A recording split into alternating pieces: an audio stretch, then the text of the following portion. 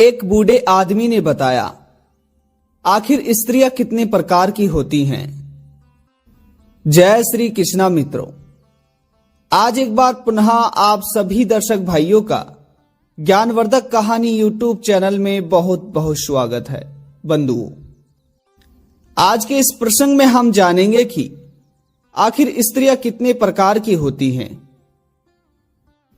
प्रिय दर्शकों, स्त्रियों और पुरुषों की प्रकृति, स्वभाव, रंग, रूप और कद काठी को देखकर अनेकों ग्रंथ लिखे गए हैं और उनमें से सबसे प्रचलित ग्रंथ है काम शास्त्र।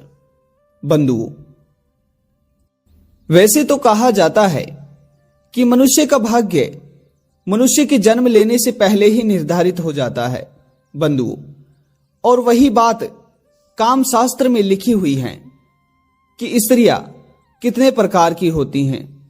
आखिर स्त्रियों के रंग, रूप और कद काठी को देखकर कैसे पता किया जा सकता है कि स्त्रियों में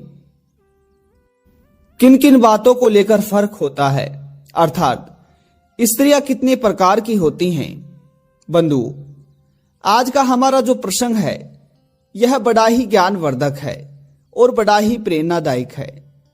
मेरा आप सभी दर्शक भाइयों से निवेदन है कि अगर आज की आप इस वीडियो को, आज की इस ज्ञानवर्धक और मार्मिक कहानी को पहली बार देख रहे हैं तो इस कहानी के साथ कहानी की समाप्ति तक बने रहे। बंधुओं, कहते हैं कि आधा अधूरा जो ज्ञान होता है वह हमेशा विष के समान होता है। इसीलिए हो सके तो इस कहानी को अपने मित्र बंधुओं तक अवश्य शेयर कीजिएगा, क्योंकि कभी भी किसी भी ज्ञान को अपने तक ही सीमित नहीं रखना चाहिए। बंधुओं, कहते हैं कि ज्ञान बांटने से बढ़ता है। ठीक प्रकार जिस तरह से हम आप लोगों को ज्ञान दे रहे हैं, उसी प्रकार हो सके तो आप भी अन्य लोगों तक इस कहानी को शेयर करके हमें सहयोग करें।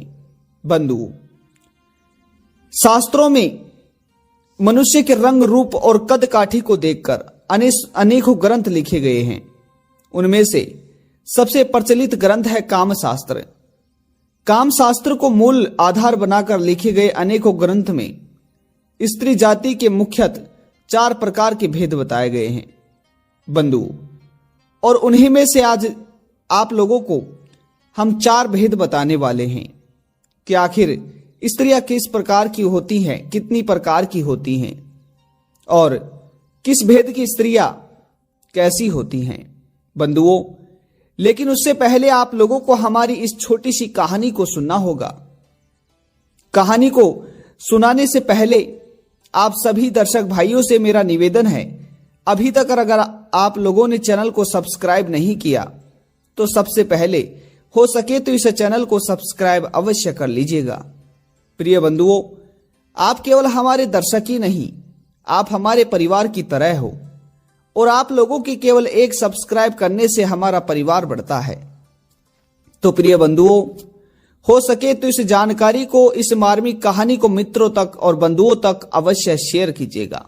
आइए अब आप सभी का ज्यादा समय बर्बाद ना करते हुए आज के इस ज्ञानवर्धक और इस मार्मिक प्रसंग की शुरुआत करते हैं। बंधुओं, किसी एक गांव में एक किसान रहा करता था। अब जो किसान था वह बेचारा एक तो गरीब बहुत था और एक किसान के घर में जो उसकी पत्नी थी वह हमेशा उससे झगड़ा करती रहती थी। ये मानो किसान अपनी पत्नी से पूरी तरह दुखी हो चुका था। वह हमेशा हर पल हर समय अपनी पत्नी से दूर रहना ही पसंद करता था। बंधुओं, और किसी ने सत्य ही कहा है, जिस तरह से खट्टी चीज दूध को फाड़ देती है, ठीक उसी प्रकार से खट्टी मीठी बातें ही मन को भी फाड़ देती है। बंधुओं, कहते हैं कि जिस पति और पत्नी में प्रेम नहीं होता तो यह तो सत्य है कि पति और पत्नी एक दूसरे से दूर रहकर ही शांति और सुकून की अनुभूति करते हैं। बंधुओं, इस प्रकार से वह किसान अपनी पत्नी से दूर रहने की कोशिश करता, परंतु उसकी पत्नी उससे हर समय झगड़ा करती रहती। बंधुओं, फिर एक दिन की बात है, वह किसान दुखी होकर जंगल की ओर लकड़ियां काटने के लिए जाता है। जब वह जंगल की ओर लकड़ियां काटने के लिए जाता है तो जंगल में जाकर देखता है उसे एक संत घोर तपस्या करते हुए दिखाई देते हैं। प्रिय बंधुओं, अब संत जी के पास जाकर वह किसान बैठ जाता है। संत जी की तपस्या पूरी होने के बाद जब संत जी आंख खोलते हैं तो वह अपने सामने एक किसान को पाते हैं।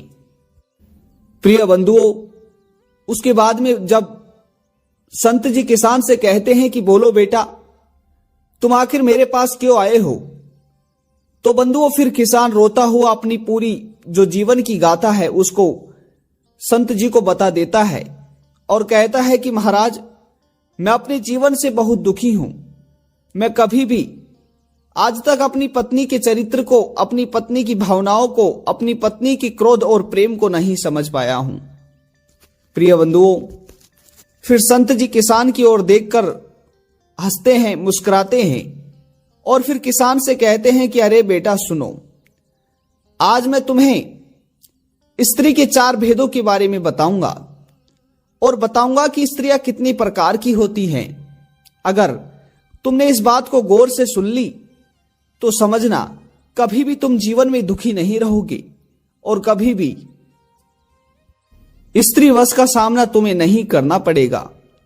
प्रिय बंधुओं, फिर वह संत उस किसान को स्त्री के इन 4 भेदों के बारे में, 4 नामों के बारे में और भेदों के बारे में संक्षिप्त वर्णन करके बताने लगते हैं।